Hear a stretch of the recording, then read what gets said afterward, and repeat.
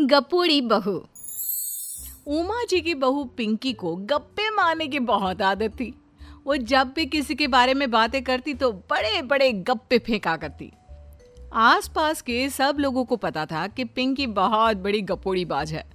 लोग उसकी बात पर विश्वास नहीं किया करते थे, लेकिन हाँ, उसकी बातें सुन सुनकर हंसते बहुत थे। अरे बहू, पड़ोस वाली शर्मा जी है ना, उनकी बेटी का जन्मदिन है, तुम भी चली जाना। ठीक है मम्मी जी, ये तो बता दो गिफ्ट में लेकर क्या जाना है?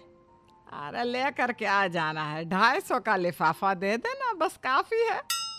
अरे मम्मी जी, अच्छा लगेगा क्या? पड़ोसी हैं हमारे, हमें कुछ बड़ा लेकर जाना चाहिए। अरे बहू, इतना काफी है।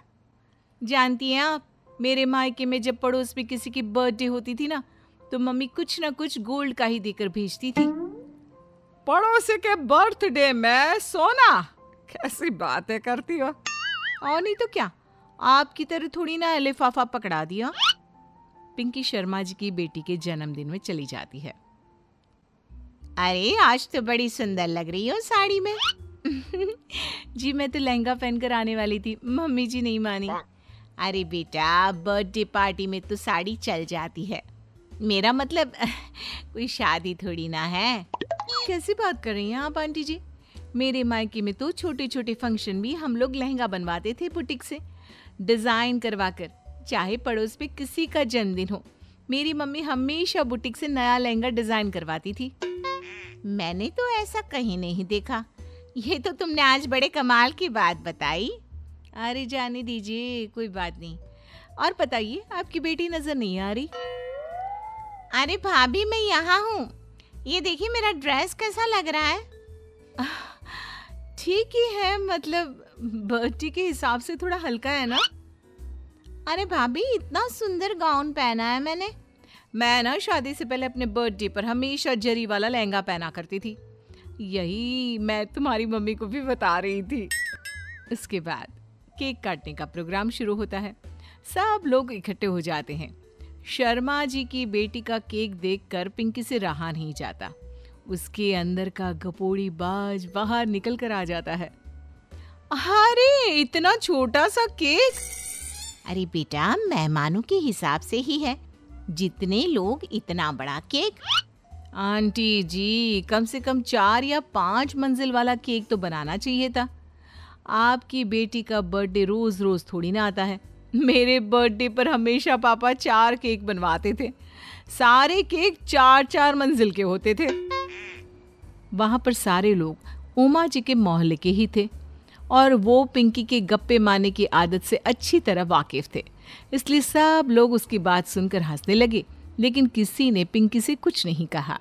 एक दिन सुबह सुबह पिंकी ने अपनी सास से कहा, मम्मी जी, मेरे मम्मी पापा मुझसे मिलने के लिए यहाँ आ रहे हैं। अरे वाह, ये तो बहुत अच्छी बात है।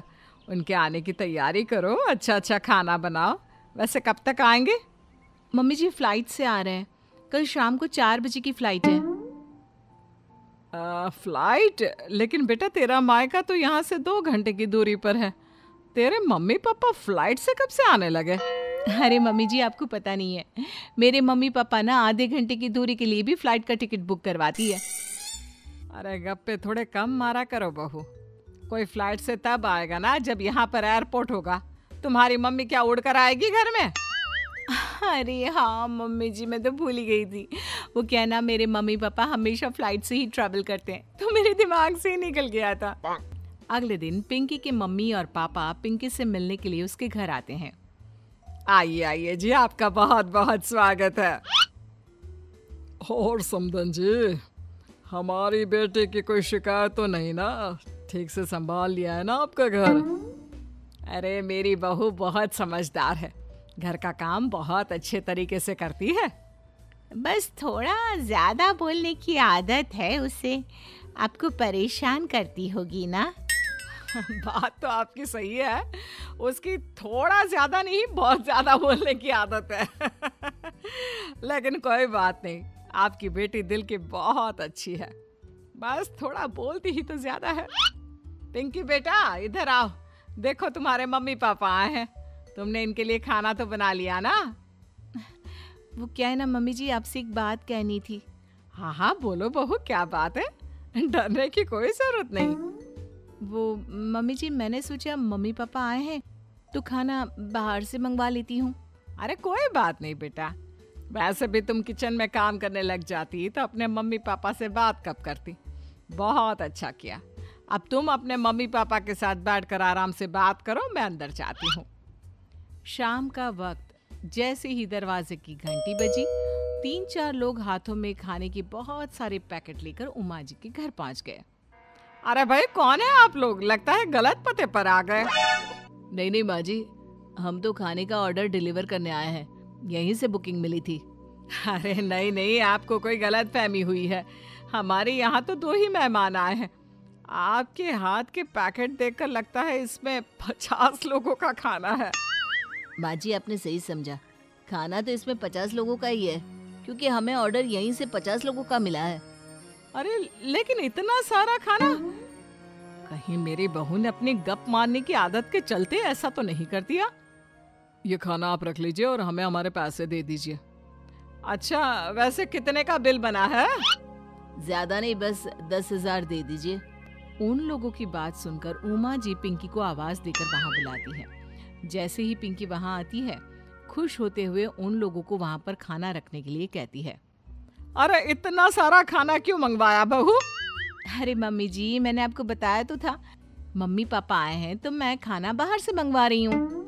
ये बात सही है बेटा, लेकिन 2 लोगों के लिए 50 लोगों का खाना?